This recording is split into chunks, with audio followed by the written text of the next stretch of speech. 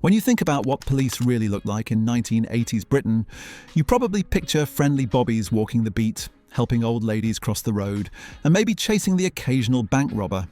Perhaps you imagine a copper tipping his helmet with that reassuring "evening all." The reality was that British policing underwent the most dramatic transformation in its entire history during this single decade. However, what actually happened on our streets bore almost no resemblance to that comforting image. The police didn't just change, they became something many communities no longer recognised, trusted, or even wanted near them. This was April 1981. Just like any other month in Brixton, which is to say it was tense, deprived, and simmering with resentment. The Metropolitan Police had launched Operation Swamp 81, a plainclothes initiative that stopped and searched over 1,000 people in just 6 days. The majority were young black men. The operation's name, bizarrely borrowed from Margaret Thatcher's comments about being swamped by immigration, tells you everything about the sensitivity levels involved. On the 10th of April, police stopped a young black man they suspected had been stabbed, attempting to help him. A crowd gathered, assuming the worst based on years of hostile policing. What followed was 3 days of rioting that shocked the nation. Over 300 people were injured, including nearly 300 police officers. Buildings burned, vehicles were overturned, and for the first time, petrol bombs appeared on British streets in significant numbers. The aftermath brought Lord Scarman's inquiry, which pulled no punches about institutional problems within the Metropolitan Police. Scarman acknowledged that while riots weren't justified, they were understandable given the unimaginative and inflexible policing that had alienated the black community.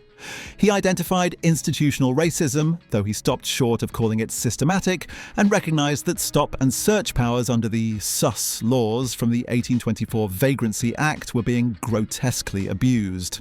The Scarman report led to some genuine reforms. Police began recruiting more officers from ethnic minorities, introduced community policing initiatives, and started diversity training. The sus laws were finally abolished in 1981, meaning police could no longer arrest someone simply for looking suspicious. These changes mattered, but they couldn't undo decades of damage overnight. Many in Brixton and similar communities remained convinced that nothing fundamental had changed beneath the surface. What made Brixton particularly significant was that it proved social unrest could erupt anywhere when communities felt oppressed by policing rather than protected by it. The friendly Bobby narrative died in those April flames, replaced by a much harsher reality about power, race, and social control. But if you thought Brixton was shocking, the events unfolding in Liverpool would prove even more explosive. Just 3 months after Brixton, Liverpool's Toxteth district exploded in violence that made the London riots look almost restrained. Toxteth had everything Brixton had: deprivation, unemployment, racial tension, and aggressive policing, but amplified. When police arrested a young black man on the 3rd of July, the powder keg ignited. The Toxteth riots introduced British policing to a level of violence it had never encountered on the mainland. Rioters built barricades, attacked police lines with bricks and bottles, and burned buildings throughout the district. The police response escalated in ways that would define the decade's approach to public order. For the first time ever on mainland Britain, police deployed CS gas against civilians. They fired over 1,000 canisters into crowds, creating scenes more associated with Belfast than Liverpool. Michael Heseltine, the Environment Secretary, visited Toxteth afterward and was visibly shocked by the devastation and deprivation he witnessed. His subsequent report acknowledged that unemployment, poor housing, and lack of opportunity had created conditions where riots were almost inevitable.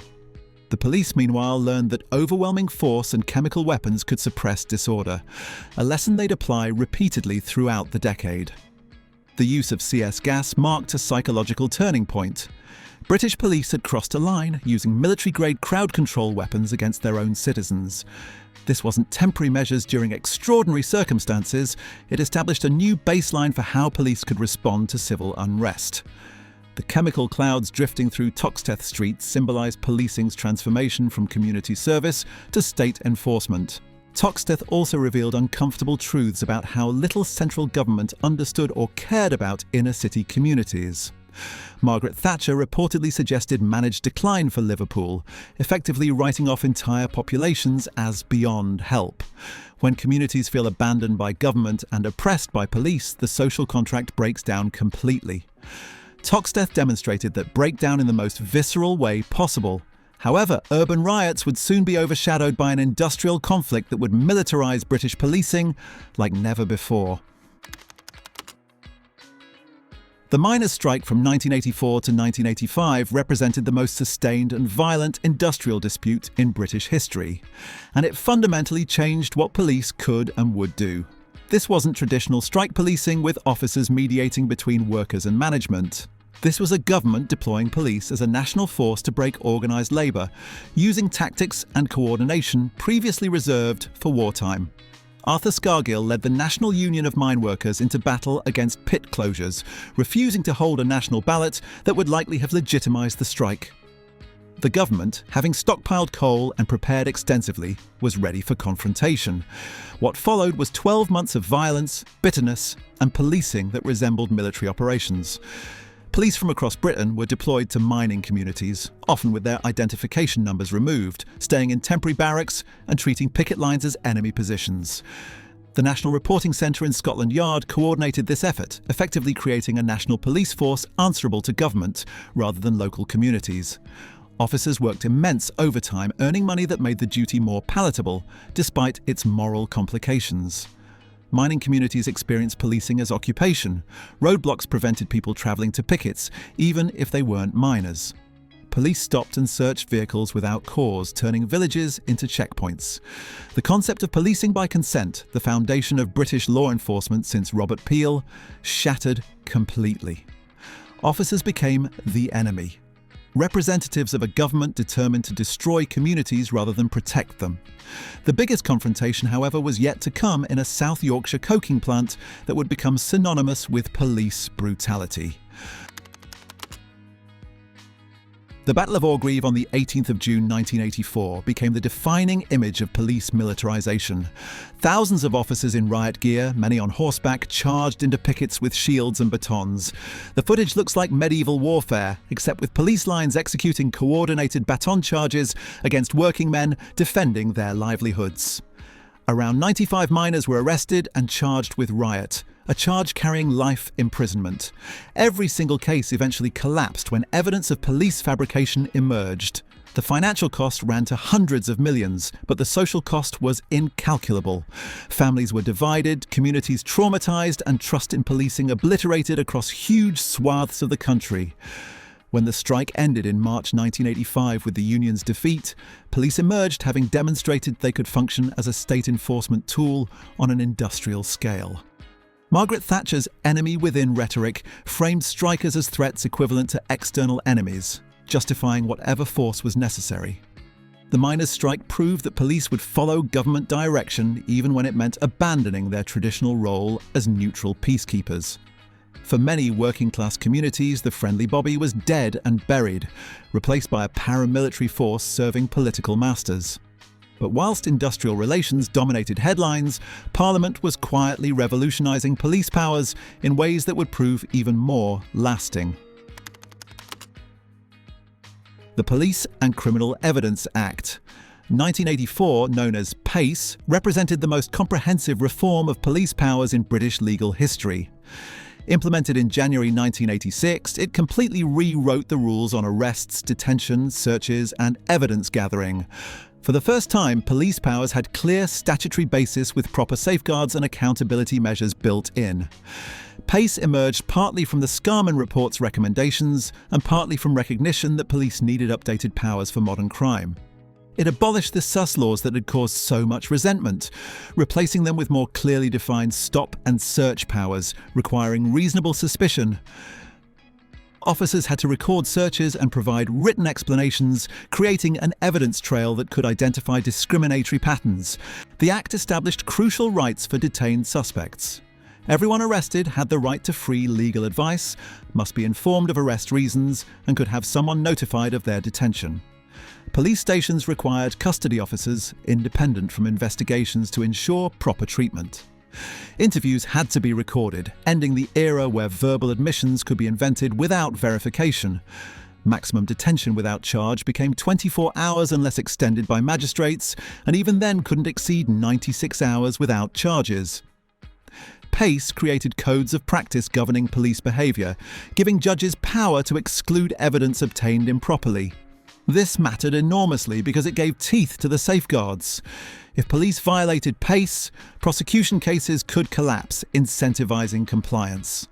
The law recognised that protecting rights wasn't just morally correct, it was essential for justice and public trust.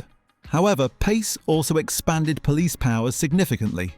Stop and search could happen based on reasonable suspicion without arrest. Entry and search powers for premises increased. Police gained power to take fingerprints and non-intimate samples from detained suspects. The Act essentially made a deal: more powers in exchange for better accountability and clearer limits. The implementation wasn't perfect. Some police viewed Pace as bureaucratic interference, hampering effective policing. Training was inconsistent, and some forces adapted better than others. Recorded interviews could be useful for police when suspects made admissions, but also protected against false confession claims. The stop and search provisions, despite improvements, still allowed disproportionate targeting of ethnic minorities, just with better paperwork. Pace fundamentally shaped modern British policing by balancing powers with protections. It recognised that police needed authority to function effectively, while citizens needed safeguards against abuse. Whether it achieved that balance is debatable, but its framework remains substantially unchanged nearly 40 years later, testament to getting the fundamentals mostly right. Nevertheless, even the best laws couldn't prevent the horrors that would unfold in Tottenham just months after Pace's implementation. The 6th of October 1985 brought British policing one of its darkest moments. Broadwater Farm estate in Tottenham had everything that made 80s policing explosive: deprivation, racial tension, aggressive enforcement, and a community pushed beyond breaking point. When police raided Cherry Groce's home in Brixton on the 28th of September, shooting and permanently paralysing her during a search for her son, tensions escalated across London's black communities. The immediate trigger in Tottenham came on the 5th of October when Cynthia Jarrett died during a police search of her home. Her death during the raid sparked immediate anger in an already volatile situation. The following evening, riots erupted on Broadwater Farm with a ferocity that terrified the nation. Petrol bombs, firearms, and organised resistance created a battlefield scenario. Police Constable Keith Blakelock, a 40-year-old officer with 3 young sons, died in circumstances of horrific brutality. Rioters attacked a police serial that had entered the estate, and Blakelock became separated from colleagues during the chaos. He was surrounded and hacked with machetes and knives, sustaining over 40 injuries. His death traumatised the police force and hardened attitudes toward public disorder across law enforcement. The investigation and prosecutions that followed became mired in controversy. 3 men, the Tottenham Three, were convicted of Blakelock's murder based largely on confessions later proven to have been fabricated by police. Winston Silcott, Engin Ragip and Mark Braithwaite spent years imprisoned before their convictions were overturned in 1991, when forensic evidence proved their confession pages had been added to police notebooks after the fact. Nobody has ever been successfully convicted of Blakelock's murder. Broadwater Farm demonstrated that community police relations in some areas had completely broken down. The estate was subsequently flooded with police resources, surveillance, and aggressive enforcement that treated residents as suspects by default. The idea that policing required community consent seemed quaint when both sides viewed each other as enemies. The riots also accelerated police militarisation. After Broadwater Farm, forces invested heavily in riot equipment, training and tactics. Public order policing became a specialised field with dedicated units. The notion that ordinary bobbies could handle civil disorder through presence and communication died with Keith Blakelock. While urban warfare raged in Britain's cities, police were simultaneously battling catastrophic failures in one of their biggest criminal investigations. Peter Sutcliffe murdered 13 women and attempted to kill 7 others between 1975 and 1980. And the police investigation was a disaster of almost criminal incompetence. The 80s began with Sutcliffe's arrest in January 1981, but the investigation's failures became fully apparent during his trial and subsequent inquiries. West Yorkshire Police conducted one of Britain's largest murder investigations, interviewing Sutcliffe 9 times without charging him. They collected thousands of statements and pursued numerous false leads whilst the actual killer remained free to murder. The investigation was hampered by jurisdictional disputes, with forces failing to share information effectively. Computer systems that might have identified patterns either didn't exist or weren't used properly. The investigation's most catastrophic error was prioritising a hoax tape recording and letters supposedly from the killer. An individual claiming to be the Ripper sent communications in a Wearside accent, and police became convinced this was genuine. They diverted enormous resources investigating the hoax, while Sutcliffe, who didn't match the accent, continued killing. The real Ripper was literally interviewed and released because he didn't sound like the hoaxer. The case exposed fundamental problems in serious crime investigation. Police lacked coordination between forces, had inadequate computer systems, and operated under leadership that made catastrophic judgments. Officers were working enormous hours under immense pressure, but good intentions couldn't compensate for systematic failures. The investigation also revealed disturbing attitudes toward victims, with some officers and media drawing distinctions between innocent victims and prostitutes. The manhunt was enormous, but ultimately the capture would come down to pure chance and a sharp-eyed traffic officer. When Sutcliffe was finally caught, it was by traffic officers who arrested him with a prostitute in a car with false plates. They found weapons in the vehicle and he confessed during questioning. His capture had nothing to do with the massive investigation operation, happening almost by accident, despite years of work. The Yorkshire Ripper case led to the introduction of HOMES, the Home Office Large Major Inquiry System, a computer database for managing complex investigations and cross-referencing information. It also prompted reviews of how serious crimes were investigated and how forces could cooperate more effectively. The case demonstrated that British policing, despite its reputation, could fail spectacularly when systems and leadership proved inadequate. The failures haunted British policing throughout the 80s, undermining public confidence at precisely the moment when riots, strikes, and terrorism were already challenging police legitimacy. Speaking of terrorism, whilst domestic investigations faltered, police faced an unrelenting threat from across the Irish Sea that would define much of 80s operational policing. The IRA's bombing campaign throughout the 80s kept British police on constant high alert, fundamentally altering how law enforcement operated. The decade began with the IRA still reeling from the hunger strikes, but determined to bring their campaign to Britain's mainland with renewed intensity. The Brighton bombing in October 1984 nearly killed Margaret Thatcher and her cabinet, detonating in the Grand Hotel during the Conservative Party conference. 5 people died, and the fact that police had failed to detect the bomb planted weeks earlier exposed vulnerabilities in protection protocols. The IRA statement afterward, "We only have to be lucky once, you will have to be lucky always," captured the asymmetric nature of counterterrorism. Police operated under the Prevention of Terrorism Act, legislation that gave extraordinary powers, including extended detention without charge and exclusion orders preventing suspects from entering mainland Britain. These powers were controversial, especially in Irish communities who felt collectively targeted by suspicion. Officers could hold suspects for up to 7 days without charge, far exceeding normal custody time limits even after PACE implementation. The constant threat changed policing's nature. Officers routinely checked vehicles for bombs, controlled access to city centres, and investigated suspicious packages. Major railway stations and airports became fortified checkpoints. Police developed specialist bomb disposal units and trained officers in recognising devices. The public grew accustomed to security cordons, evacuations, and vigilance that's difficult to imagine now. Irish communities in Britain faced significant prejudice and over-policing. The Prevention of Terrorism Act allowed police to stop anyone at ports and airports, with Irish passengers disproportionately targeted. Some officers developed expertise in identifying genuine threats, but others simply profiled based on accent and appearance.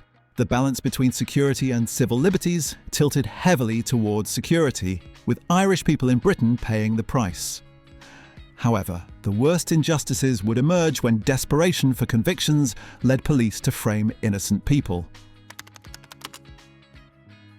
Wrongful convictions from this era revealed how prejudice and desperation for results led to catastrophic injustices. The Guildford Four, convicted in 1975 for pub bombings, were released in 1989 after their convictions were overturned when evidence of police fabrication emerged. The Birmingham Six, convicted in 1975, weren't freed until 1991.